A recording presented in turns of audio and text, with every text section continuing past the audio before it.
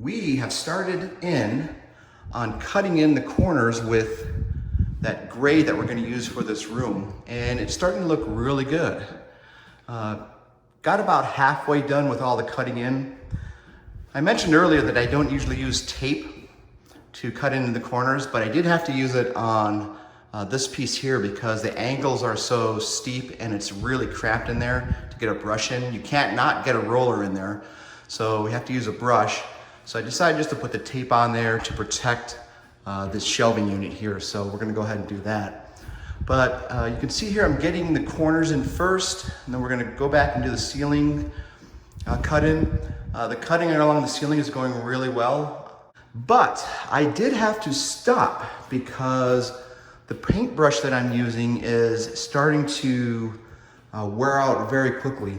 So look at the end of this paintbrush.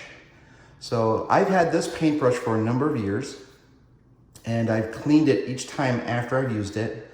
But just over the last week or so, every time I clean it and start to use it again, it gets this kind of cone shape to it, which is not good for a cutting in paintbrush.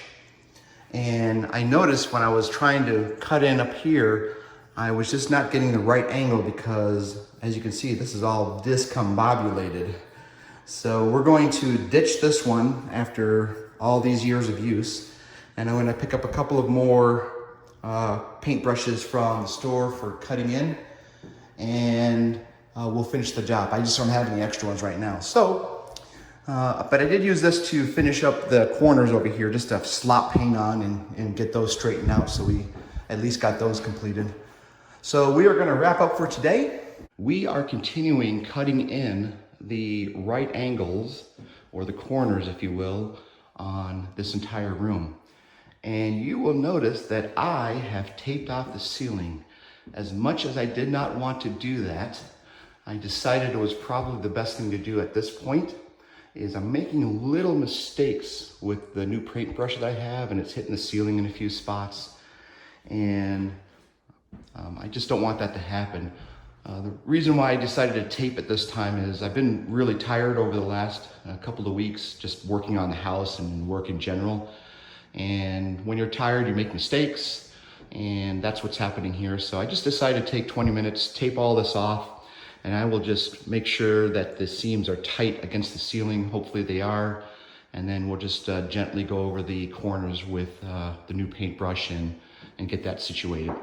I will probably leave that up there so I can paint with the roller next.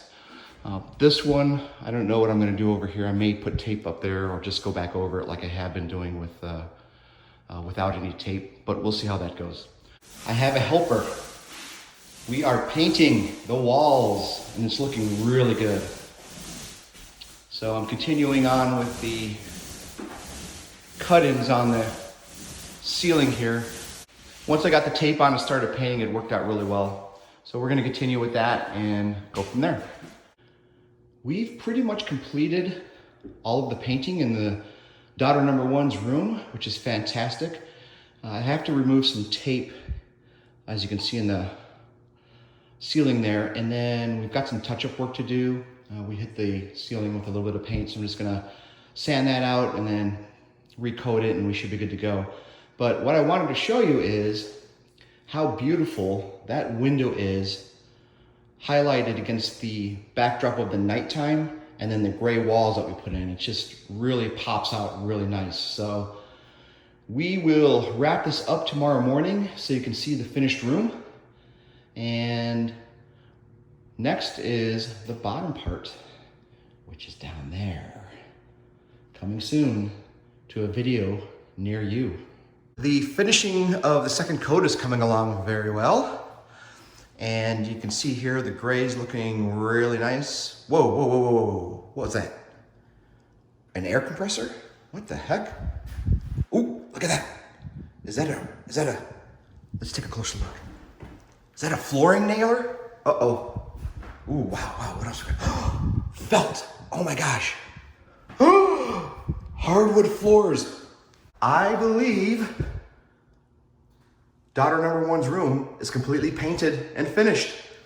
Yes, ladies and gentlemen, We have finished painting and finishing daughter number one's room, and we are ready to put down flooring, as you can see here.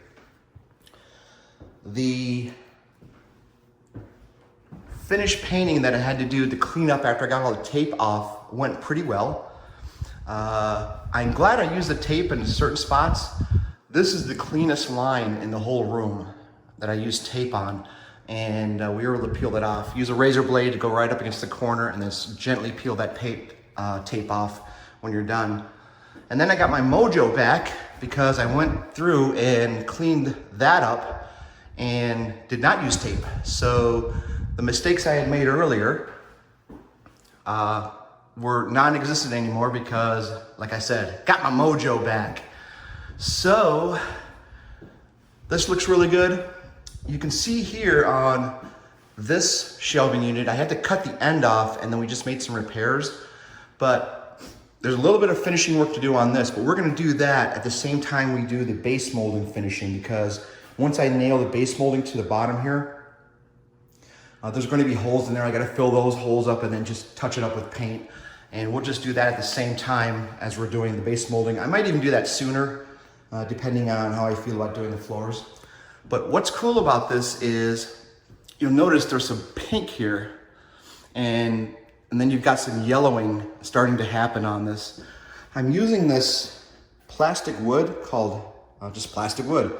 It's a natural color and it's by DAP. They make the caulking that you put in your bathroom and what I've used in here also. But what I really like about this is it's got this pink additive into it. And what happens is, here, I'll open it for you here. Check this out. It goes on pink, like the Pink Panther. And then once it starts to dry, it turns to this natural yellowish brown color. And then once all of the pink is gone, that means it's completely dry and you can start sanding it and painting it as you need to. The other good thing about this stuff is it has very minimal shrinkage. Unlike caulk or joint compound where it shrinks a little bit and you sometimes have to go over it a second time. This one you should not have to go over it.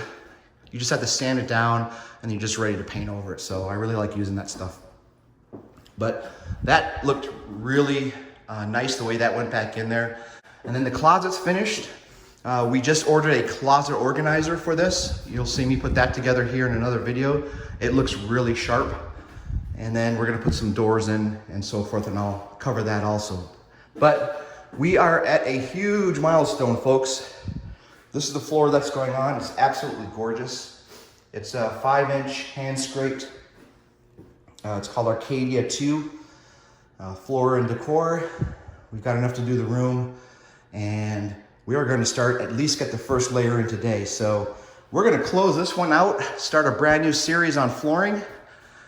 And great milestone. So until next time, peace out.